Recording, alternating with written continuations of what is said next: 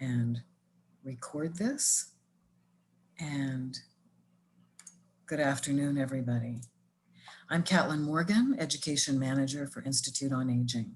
Welcome to another training offered by Institute on Aging, an organization devoted to helping older and disabled adults stay independent for as long as possible through an assortment of home-based services, including our new dementia service, Campania. You can learn more about all of our services at www.ioaging.org, or you can call our Connect line at 415-750-4111. We would like to thank Dr. Portocolone and her assistant Saru Kaiser for being with us today for this presentation called A Focus on Living Alone with Dementia. This is going to be recorded and will be placed on our IOA YouTube channel within a few days. If you're looking for continuing education for this program, we will be reaching out to you via email within this next week, and we'll provide a fillable evaluation along with your CE certificate. During this program, if you have any questions, please place them in the chat or the Q&A box, and we will field those to Dr. Portocolone to be addressed at the end of the presentation. Please ensure that you stay muted, and if you don't, we will mute you, and we thank you for your understanding. And now over to Elena Portacolone, PhD, MBA, MPH, who is an associate professor of sociology in the Institute for Health and Aging at UCSF and a Pepper Center scholar at the Division of Geriatric Medicine, also at UCSF. Dr. Portocolone is also an alumna of the Butler-Williams program at the National Institute on Aging and of the Health Disparities Institute at the National Institute of Minority Health and Health Disparities. She completed her undergraduate degree at the University of Turin, Italy. And after working in the corporate sector in the United Kingdom, she completed an MPH degree at School of Public Health at UC Berkeley, an MBA degree at the Haas Business at UC Berkeley, and a PhD in sociology in the Department of Social and Behavioral Science at UCSF. And without further ado, we'd like to turn this over to Dr. Portocolone. Thank you for being with us today. Thank you, Caitlin, and good afternoon, everyone. And please call me Elena. Dr. Portocolone is it's a mouthful, and I'm really excited about sharing with you the latest findings of my research. My research has been supported by the Institute on Aging for many, many years, so I feel at home. And then I'm also very excited about telling you about the design of our new directions in research. We just received a large grant, more than $3 million, in order to expand our research, in order to create, develop policy recommendations to support older adults living alone with cognitive impairment. So I'll tell you a little bit more about this really exciting new direction that started being funded in last September.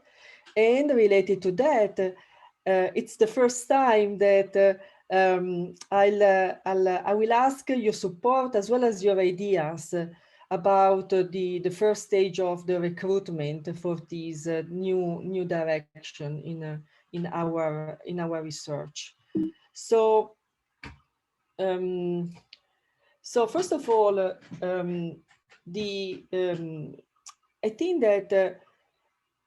I think that this research has been very fruitful because I've been working with really great colleagues at UCSF, as well as in Michigan. Here you can see the colleagues at UCSF, and I'm sure that you know some of them. And so we've been working together for many years.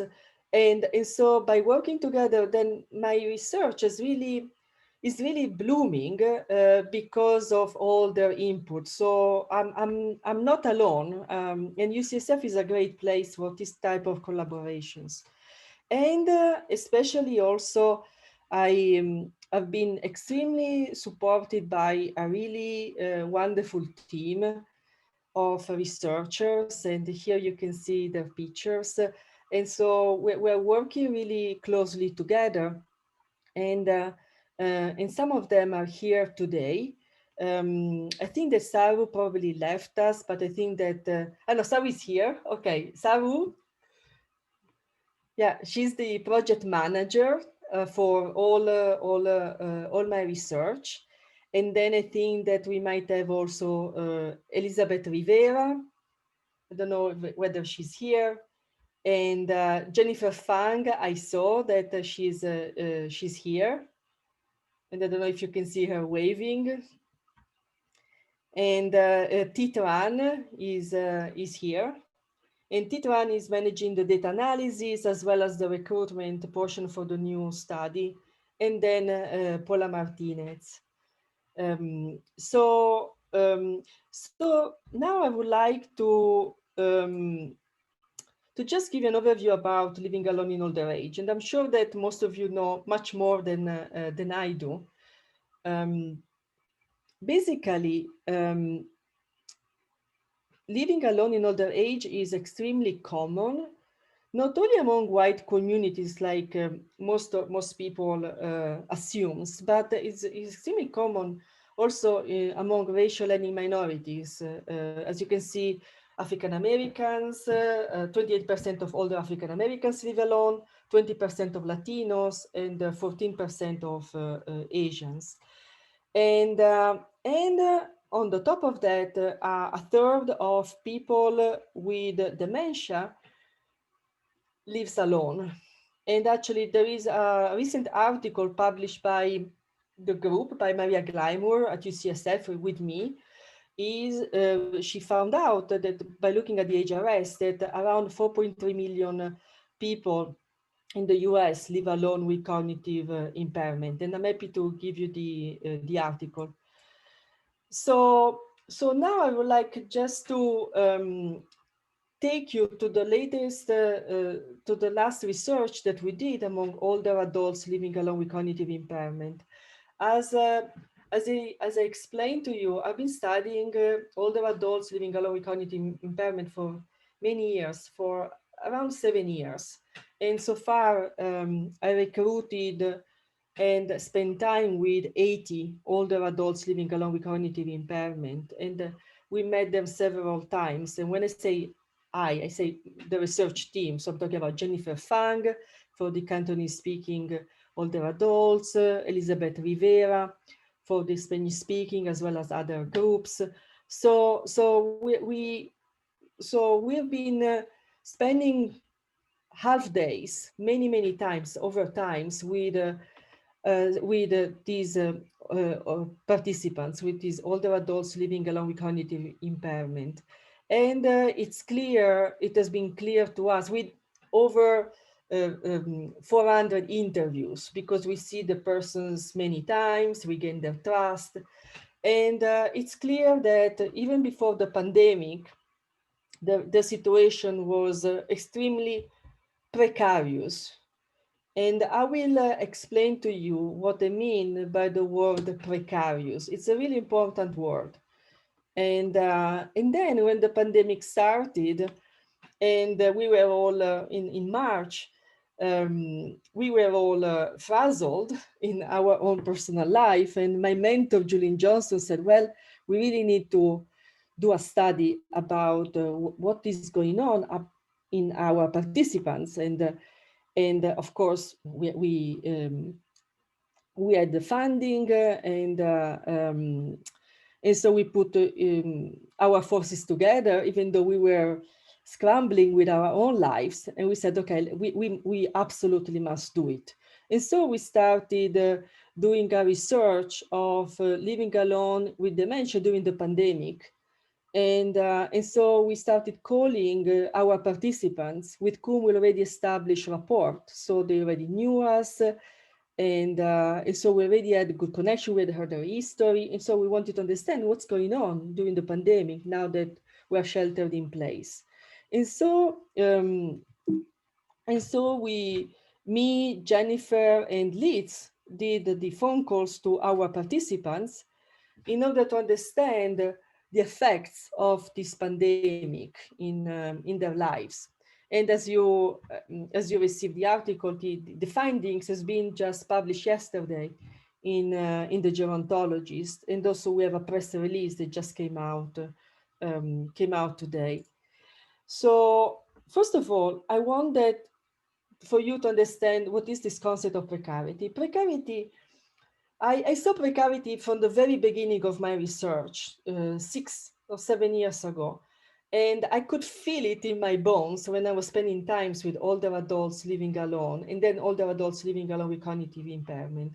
And there are 4 markers of this precarity. One is a chronic sense of uncertainty. So when the person says many times, I don't know what to do, I don't know this, I don't know that, that's a marker of uncertainty. And then another marker is that the participants have limited access to appropriate services. So it is difficult for them to access services, or the services do not exist, or they're not culturally appropriate. And then at the same time, the person, for the person, because of a general ideology of that is important to be independent, for the person it's really important to be independent. It's part of their DNA. And so the other marker is cumulative pressure. So imagine a person living alone with cognitive impairment who really wants to be independent because they are afraid of asking help from others in order not to be portrayed as a danger, and lives in this state of uncertainty. They don't have many services easily available, affordable services easily available. And then there are many more pressures: paying the rent, taking out the garbage, the difficult adult children, no adult children, you name it. And you know these pressures much better than I do because of your work. And so, as I said, we started these calls, these phone calls. We couldn't meet the participant in person, and our participants are over 55, living alone, and they either have a medical diagnosis of Alzheimer's disease, cognitive impairment, of dementia, or they scored less than 24 in a cognitive assessment, the MOCA, that we perform as a part of the consent, and they live in the community. And as you can see, the sample was most of them were undiagnosed, which is common among racial ethnic minorities, and they scored less than 24 on the MOCA. And as you can see, most of them were racial ethnic minorities, and mostly monolingual Cantonese and Spanish. The interviews were in Cantonese and Spanish.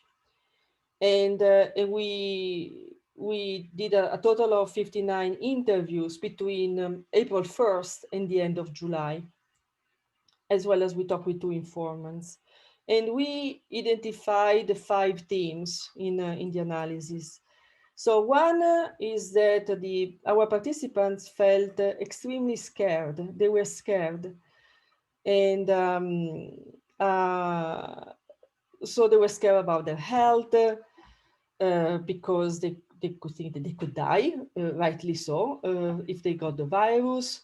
A participant, the Black American man in the quote, he thought he got the virus because he felt very sick. He had flu-like symptoms, and the physician told him to just stay home, but didn't perform the test. So for 2 weeks, this man was very worried about whether he got the virus or not, and so he was very concerned. Another Cantonese American participant, she was so scared that in the night she was waking up and she pinched her forehead because she wanted to make sure that she was still alive. So there was really very intense fear. And today also we've got in the room, we've got Jennifer, who interviewed the Cantonese participants, and Leeds, who interviewed the Latino participants, and you're welcome to ask them questions directly. And then there was a lot of fear triggered by the news. As you can read, I watch the news every day. I'm scared. When you watch the news, you feel scared. I feel scared when I see others dying. And then there were, if you remember, in April, there were the unrest. Unfortunately, that is familiar also today. So there were banks that were robbed nearby. So there was intense fear among our participants. And then another important finding, because everybody was shelter in place, we included, there was this extreme isolation. These participants were already isolated before, but now it was even more so. A Latino man, it's very terrible to be just closed up inside here. And what was concerning is that even before the pandemic, he was suffering by the fact that his apartment is very hot. And so for him, before the pandemic, he was getting out. But now with the pandemic, he had to stay within this very hot apartment. And the home care aide said, look, this is like an inferno here. And the Chinese American woman that you read here, this Chinese American woman had suicidal ideation before the pandemic. And as you can see, she's saying, I sit at home all day and think too much. I didn't think so many things at the senior center. I'm so useless now, miss. I'm confused so often, I forget things. So, she's living in a small place. And so the family members, some of them were very helpful, but other times the adult children were not supportive, or they were scared too, or they had other commitments. And something that was surprising to us is that every of the 24 participants were very glad that we checked in on them, and to the point that a person said, please don't forget me once the research is finished. And another theme that I didn't expect, it's a new thing for me, like everybody else, the pandemic, there was a major reliance on there was great amount of misinformation. As you can see, this is a WhatsApp message of one of the participants, and she believed in this message, on the fact that you could drink salted water in order to not to get the virus. And you can read in the article there were other examples of believing in a Mexican physician on the TV saying do not take the vaccine. So, or that there are huge fines of $400 if you get out of your house. So there was major misinformation and not knowing where to go to get good information, to the point that we researchers, we were asked a lot of questions because the person didn't know exactly how to make what was going on. And then there were different techniques that the participants used to cope.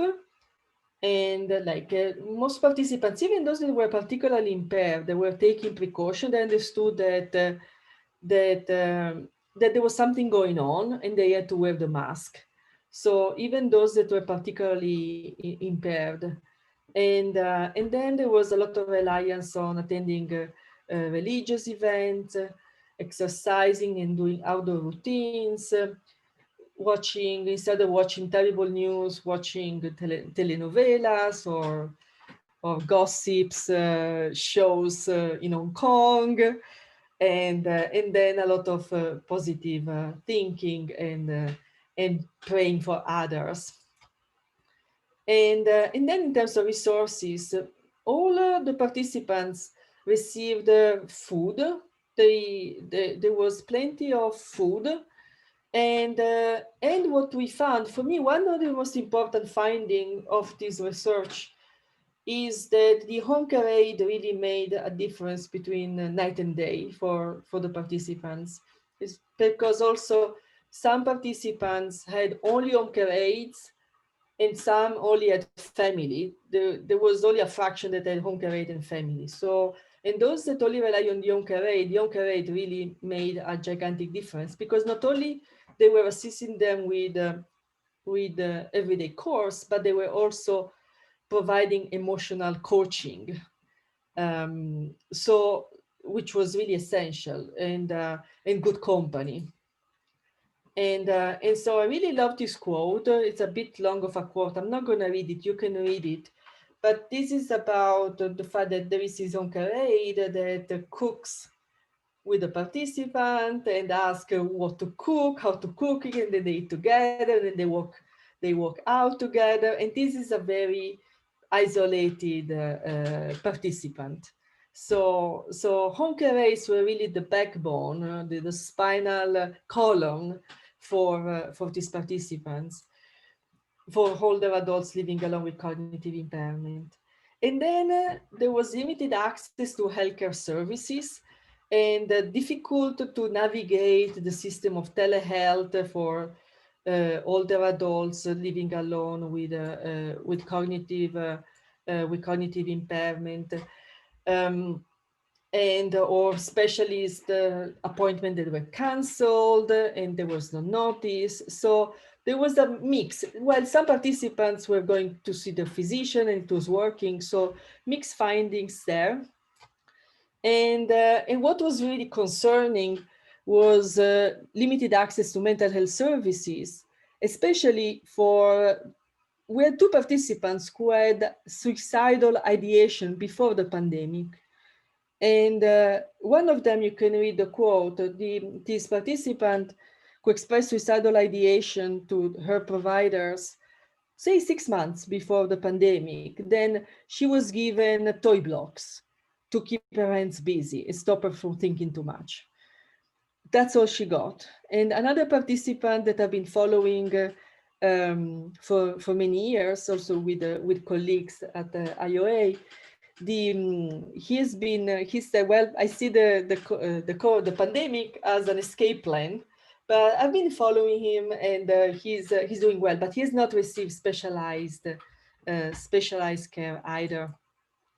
And so here we don't have to spend time on this slide, but just to show you that the cumulative pressure that these participants had pressures before the pandemic, and then there were even more pressures because of the pandemic, and we don't have to go through all these bullet points. And as you can see in the paper, I had to show that these participants were, the precarity was exacerbated by the pandemic, and you can see for each point where I saw what markers for each theme.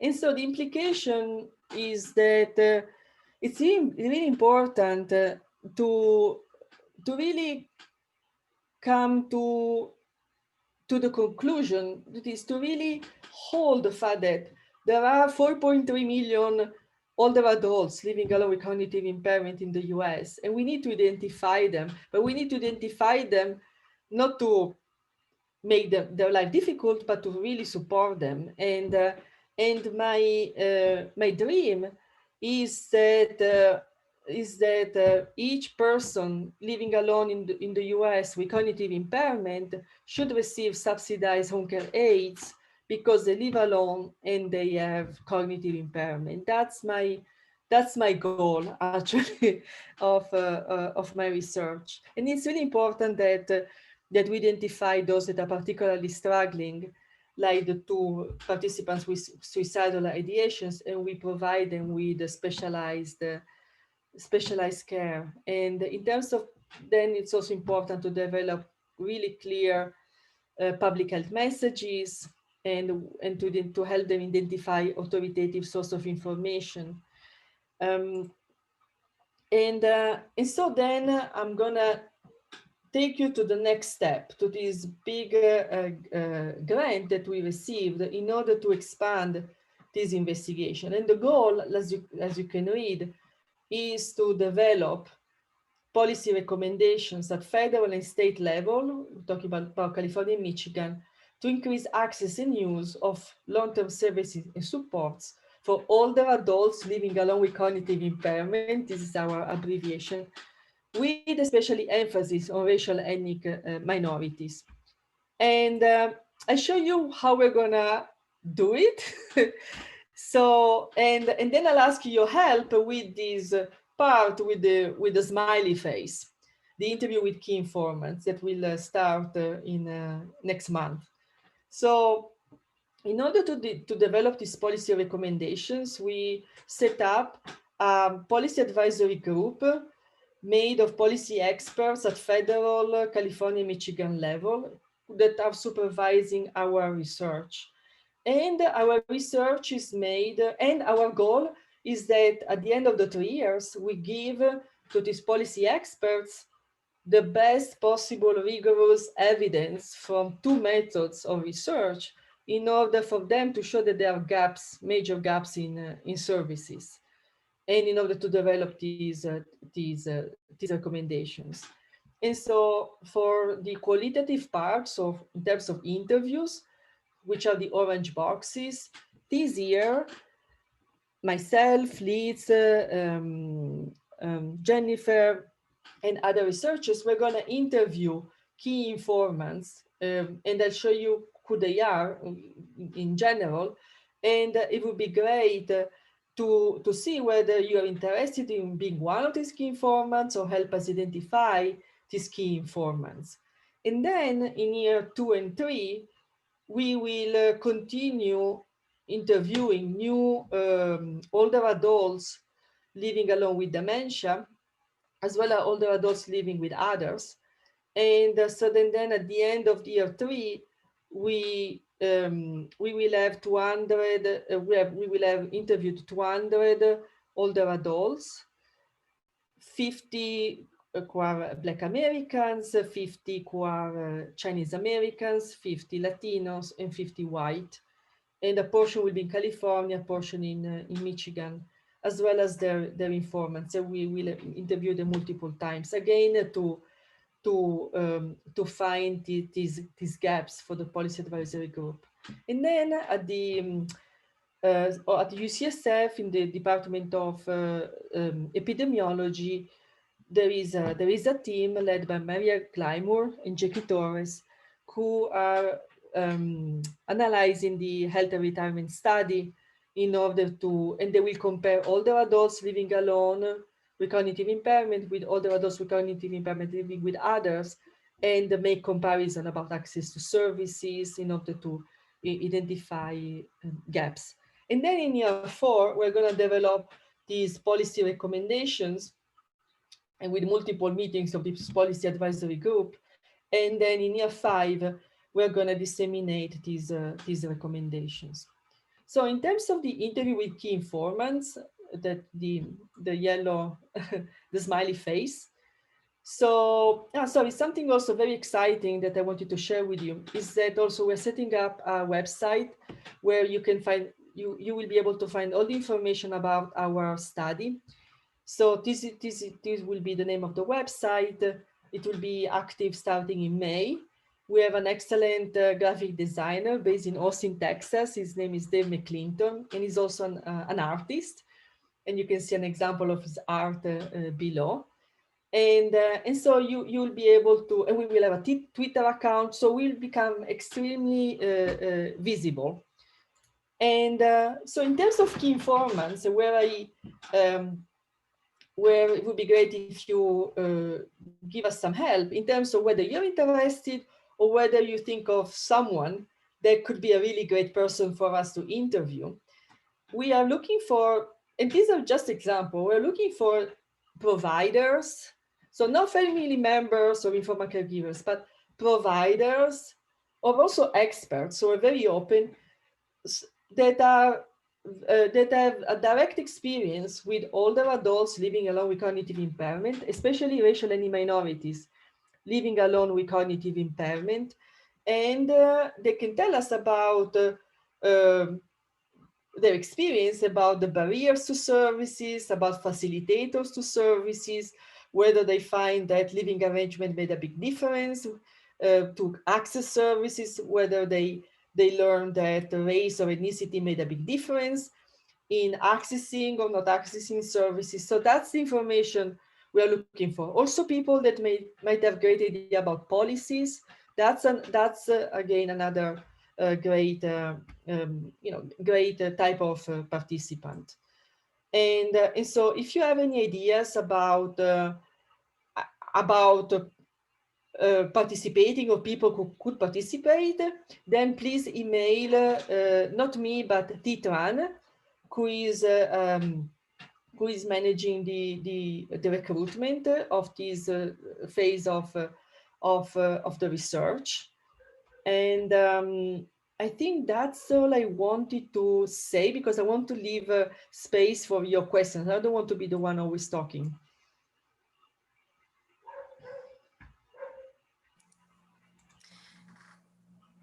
If you would like to put your questions in the chat feature, that would be great. And Elena can answer those as they come up.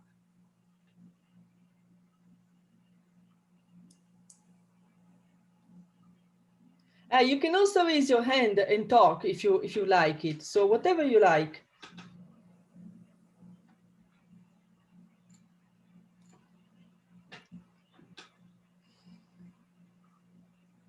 I see Sheila. Hi, Sheila.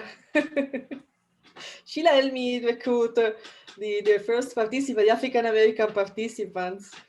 So thank you. Wonderful seeing you. I feel being with friends.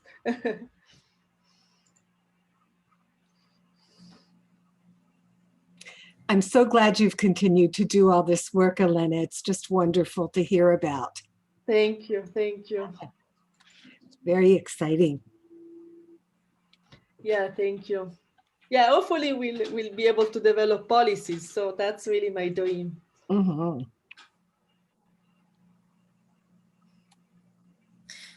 And like Sheila has done, if anyone else wants to take themselves off of mute and ask a question, that's fine too.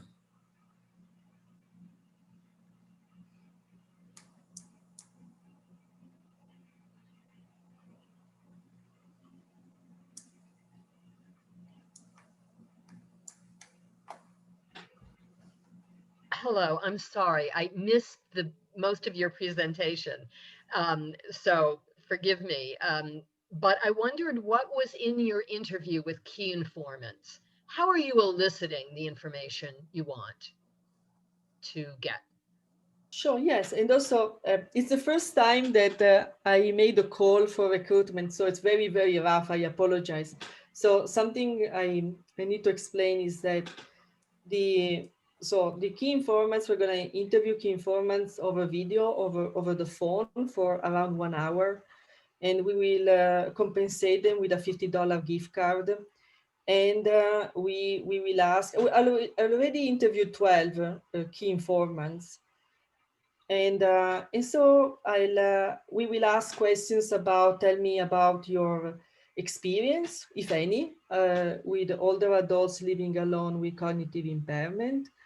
And we're looking for, and then we're gonna look whether this person access the older adult access services, whether there were any barriers, or whether there were things, strategies or events that really helped this person receive really important services. And then also we're gonna ask questions in order to understand whether the fact that they were living alone made them receive more or less services, or whether the race or ethnicity made them receive more or less services. So this is the essence of the questions. At the same time, also, we at the beginning the initial name was providers, but then we changed it to key informants because we just want to broaden it. So also, if there are persons that are very, very extremely knowledgeable about policies that could make a major difference for older adults living alone with cognitive impairment, I would love to interview these persons, because we cannot have a gazillion people in the policy advisory group. We already have 18, and we got our first meeting next week. But I want to learn. I'm a sponge, and so this is the time to get all the information that we can get. And I'm looking for participants mostly in California and Michigan. But again, I'm open also about other states. I was interested in your finding about lack of mental health access. Doesn't surprise me, but I was pleased that you thought that that was something important to note. Absolutely, yeah. I have an opinion piece that I'm trying to publish in with other colleagues at UCSF, where we propose, where we are really focusing on supporting better older adults living alone with cognitive impairment who have suicidal ideations, because it's very common. One of my first participants, after I interviewed her 4 times, she committed suicide. So that was my entry into the field, even though she was very connected, very wealthy, very everything. And she took suicide as a way to gain control of the fact that her memory was getting so impaired and so compromised. So I have always suicide in the back of my mind. And one major problem that I encounter also by spending time with the participants with suicidal ideation is that what I learned that when a person has a diagnosis of dementia, then it's more difficult for this person to receive mental health. Yes. Because there is this idea that mental health will not work if the person has cognitive impairment, which is wrong. Ridiculous. And so that's another policy that we want to work on with this group. Thank you. Yes, this is Benny Wong. I'm a social worker of on PACE program. Just a couple of comments. During your presentation, under the implication of your research, you mentioned about increase the home health aid services. So of course, the motive is the home aid can help the elderly living along with cognitive impairment, more interaction. But the problem is we have some elderly, they have high anxiety. They don't want anyone to come to visit her. And because she believes that someone stepped in his or her apartment, and then she will get the virus. Yeah. And I have a couple of clients, only me and the PCP, she won't allow anyone to visit her at home. Yeah. And so this is one difficulty to address this issue. And second, my comment is the implication is innovative method is we are doing one thing. Our housing fail senior because of pandemic. The family are not allowed to come to visit the elderly in the building. And one thing we are doing is using the iPad. Social worker will set up the video call for the participant with the family once a week. At least they can see each other while the video call. And if your research can suggest this is the supportive technology, can get more resources for the nonprofit agency, so that they can innovative to continue to provide services for the kind, better services for the kind under this pandemic. And then the last thing, for mental health, we have a mental health department, and our mental health counselor will call those participants they have side issue, or because of the pandemic, they develop the anxiety. Our mental health counselor will call them regularly, once a week or maybe once a month. Yeah. Yeah, thank you. So just a few thoughts. One regarding the, for example, one of the first providers that I interview is the social worker of the Chinese American community in San Francisco. And something that we, in terms of strategies to increase access to home care aids, she said that yes, there is major distrust towards home care aids. But then if the home care aid comes with a family member, so if there is a period of transition when the home care aid and the family member come together, then gradually the person is get used to the fact of having a stranger in their homes.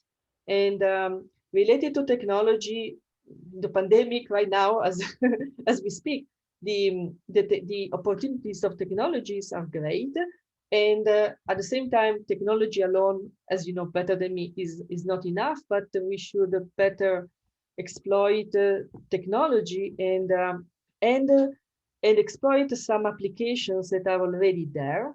And there is an article I wrote last year about a technology that is a tablet that provides support to older adults living alone with dementia, but that technology is fraught with ethical issues because the person is monitored, doesn't know that it's monitored, but that technology has so much potential if it is properly regulated. And number three, the Unlock is the love of my life. That's how I started my research, and so Unlock provide great services to older adults living alone with dementia. However, is affordable for those on Medicaid, and those that do not have Medicaid, they have to pay a lot of money. If I remember well, around $3,000 or $4,000 a month to access PACE. So I think that Unlock is a great example of things that are working well, and we have to think on how to expand the great services of Unlock to more to people with that are not on Medicaid, or to different populations. Elena, towards that end, one of the people on this call, Elle Olson, says that she supervises the Support at Home program at IOA. And that program helps to coordinate more affordable home care for middle income older adults and provides ongoing support every month. And she's been involved with that program for the past 4 years, and she'd love to contribute to your research in any way. And we can provide you with her information. We also have another question from Lucette Okada. She asks, you noted home health aides in your study. Are they LVNs from a home health agency, or are you also including caregivers from IHSS in this category as a home health aide? Thank you for the great question. So in the study, all the home care aides that we mentioned were not family members. They were 95% of them were IHSS workers, and they were really heroes. They were absolutely heroes, making a major difference in these participants. We also have a question. It says here, I work in care management at a Medi-Cal managed company. Some of our clients seem like good participants for your research. I want to be mindful of my and my colleagues' time. We all work full time. How much time should key informants expect to spend reporting on participants? And how long will they remain a key informant? Oh, that's a great question. I didn't explain myself well. Key informants will only be interviewed once for 1 hour. That's it. So the commitment is minimum. And then in year 2, we're going to recruit older adults living alone with dementia again. And so we will ask your help, if you feel like it, to help us identify some participants, because we need to be identified by someone who is trusted. But that's not something we're going to do this year because of the pandemic.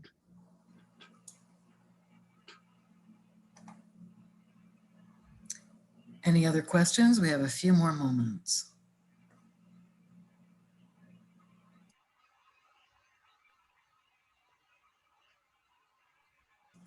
And you may type in your question or unmute yourself and ask directly. Okay, I have one more question. This is Benny Wong. Because right now during the pandemic, it's very difficult, even though you get, your participant, for your research study, is it very difficult to get, I mean, the interview, because maybe the senior housing doesn't want any visitor to come in to interview, the elderly. So before the pandemic, if I understand well the question, it was, well, recruiting older adults living alone with dementia is extremely difficult, and that's why it takes a village. It's not the everyday participant, and so we really, myself and the research team, we really leverage with our connections with the organizations like IOA, or person like Sheila. So we really need to be introduced by someone who is trusted, who they trust, and we need to be trusted ourselves, in order to have this door being open, and so we didn't have any problems entering into building for seniors. Actually, in terms of Latino participants, we had to stop recruiting Latino participants because we didn't have the budget to keep on doing the interviews. And there are building for seniors in the Bay Area that are crammed with older Latinos living alone with cognitive impairment, as well as older Chinese Americans living alone with cognitive impairment. And I'm sure that you know more buildings that I do. So no, I didn't have problems. Only many years ago, I had problem in Richmond. I did an investigation on isolated older adults living in high crime neighborhoods. And I was surprised that actually the Department of Aging didn't want to help me with my research.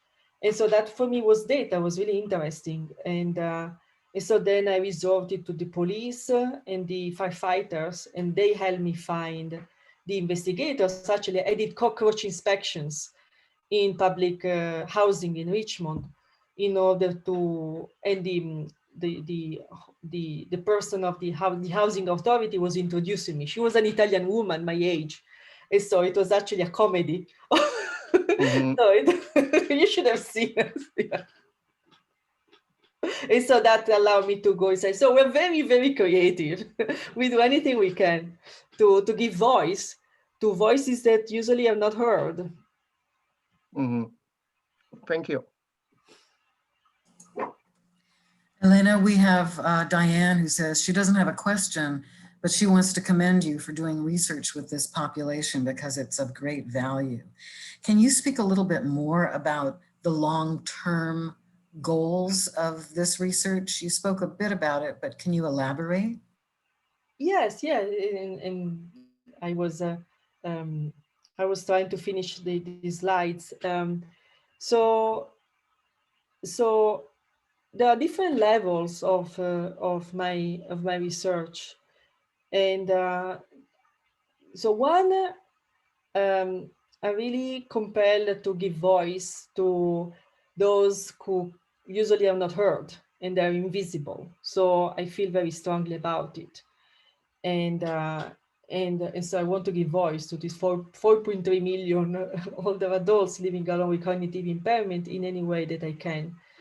And so that's one, to show that they have unmet needs, and for me, what really drives me is the fact that most of the suffering is socially constructed, means that most of the suffering derives from the fact that there are limited policies, social policies here in the US to support these populations. And so I would like to use my research to create better services. And also I'm especially excited about international comparisons. So for example, I went to Denmark, I spent only 1 week, but I went to the homes of older adults living alone with dementia. I could see that they could receive home care aids independently from the income, and the home care aids had great training on dementia. Home care aid was a very valued job. And so as a part of this big grant, I'm setting up an international advisory group where I'm putting together international experts like me about all concerns about older adults living alone with cognitive impairment, because I want to show that in all Western countries, older adults living alone with dementia can receive subsidized home care aid. Only in the US, the older adults on Medicaid can receive subsidized home care aid. So that's another portion of my research. Then another driver, something I would like to achieve, is that there is a big health disparities is a major concern, and so I want to use my research to show that those who live alone experience disparities as opposed to those living with others. So my secret agenda is also to use this large grant to show that those living alone have older adults living alone, and especially those with cognitive impairment and racial and minorities, have a more difficult life because of their living arrangement, and we shouldn't penalize because of that, but they should get privileged access to services because of that. And then like you saw, the overall goal of the grant is to create policies. And I think that it's really important to use research to create policies rather than interventions, because policies then last for many, many years, so they remain. And so that has always been my goal. And I've been inspired by the work of an Italian psychiatrist called Franco Basaglia. He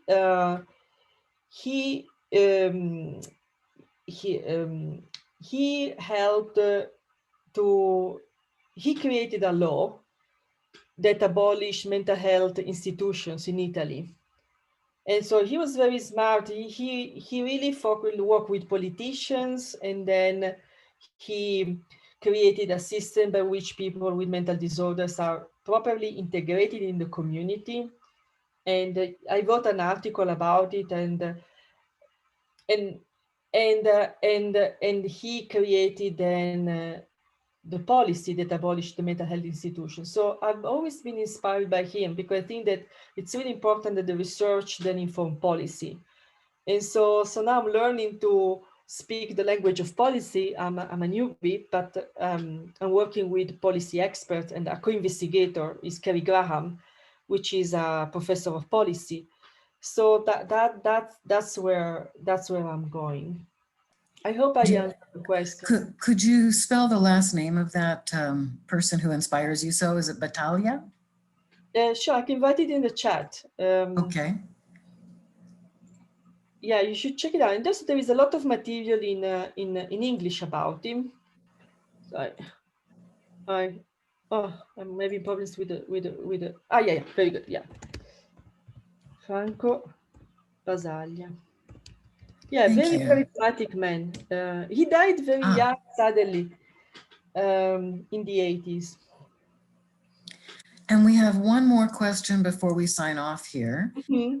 That is, did you get people from Mercy Housing to participate? Did you contact the staff of Mercy Housing to get more participants to interview? I work with Mercy Housing. I don't want to go too much in detail because I want to preserve the anonymity of participants, but a little bit, but not much. And so I don't have a connection with Mercy Housing, but I know some buildings of Mercy Housing. So any help to get a connection with Mercy Housing would be great. Actually, now that you mention it, I actually try to, if I remember well, I reached out to the CEO of Mercy Housing because I tried to speak with him, but I was not successful. So any connection to Mercy Housing is more than welcome. Yeah, can you give me your email address, because this is anyone. I have some connection with Mercy Housing. I know some of those. I know some senior property manager. I can contact him, to build a bridge, between your research and emergency housing. Yeah. Perfect. Yeah. And You Elena can- has yeah. put her email address in the Okay, thank you. Yeah. chat box for Yeah, everyone. also my cell phone. Yeah, I give you also my cell phone. It's everywhere. Thank you. Well, we've reached the end of our time. If you have any other questions, I would encourage you to reach out to Elena directly at her address, which is listed there in the chat box. And Elena, I want to thank you again on behalf of IOA for making this very informative presentation today. Oh, you're welcome. Thank you very much for inviting me. It was an honor. And I see a question here. We might have to take that. Well, we'll take this one last question. It says here, in the event that any residents are veterans and receive medical care from the VA, there's a program called Homemaker Home Health Aid, needs to be ordered by a PCP provider. Okay, thank you. Oh, great. Yeah, this is a best practice. So again, I'm always looking for policies that work well. So in order then to be able to replicate them. So thank you. Okay, we'll be signing off now. Thank you for everyone who attended. If you need continuing education units, I'll be reaching out to everybody, and that will be within this week. Thank you so much, Elena. Thank you. Thank you. Thank you. Bye bye to everyone. Okay.